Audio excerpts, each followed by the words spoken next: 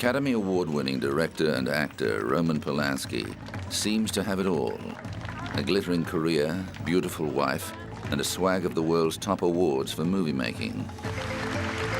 But behind the scenes lies a story of heartbreak and tragedy. The Polish-born director spent his early childhood on the run from the Nazis, only to discover after the war that his mother had perished in Auschwitz. In 1969, his wife Sharon Tate, who was 7 months pregnant with their first child, was brutally murdered by Charles Manson's followers in a house in the Hollywood Hills. The event shattered Polanski, who blamed himself for being in London at the time. He attended her funeral supported by family and friends. Polanski admitted to feeling rudderless in the years that followed, unable to form lasting relationships. In 1977, he was involved in an incident that was to overshadow his career and force him to flee the United States as a fugitive.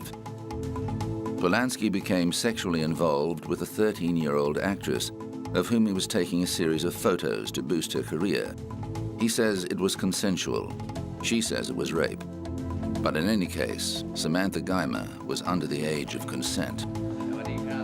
The case went to court and Polanski accepted a plea bargain that saw him agree to plead guilty to a lesser charge of engaging in unlawful sexual intercourse with a minor. However, he discovered the judge intended to disregard the plea bargain in his sentencing, which could have seen him jailed for up to 50 years.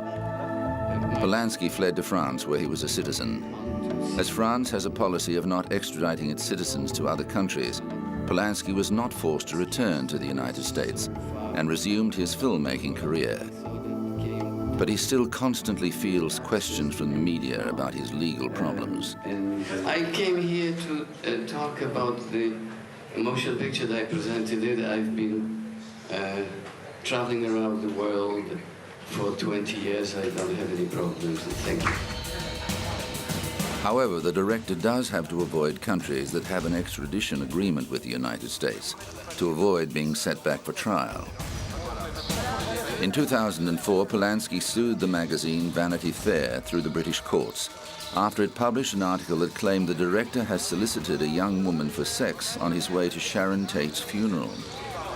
Giving evidence via video link from France, Polanski denied the allegations, saying they were the worst thing ever written about him and that they dishonored Tate's memory. Longtime friend Mia Farrow was amongst those who gave evidence in favor of Polanski. She told the High Court of his utter sense of loss at his wife's brutal murder. The 60-year-old star recalled a meeting with the film director at Elaine's restaurant in New York at the end of August 1969, the month 26-year-old Sharon Tate and her unborn child were slaughtered by Charles Manson's family. It was scalded on her mind, she told Mr. Justice Eady and a London jury. Sharon Tate's younger sister Deborah, who was 16 at the time of the murder, told the court she spoke to Polanski on the telephone in London after the tragedy. He was an absolute wreck, sobbing, weak in voice. I'm sure weak in physical body on the other side of the phone, she said. When she saw him when he came to Los Angeles, he was, she said, heavily sedated to the point where he couldn't walk without assistance. The magazine accepted that the incident did not happen on the way to the funeral, but argued it occurred about 2 weeks later. It claimed even if its defense failed, Polanski should not receive any damages, as his reputation had already been affected by his 1977 conviction. However, Polanski was found to have been defamed, and Vanity Fair was ordered to pay damages of £50,000.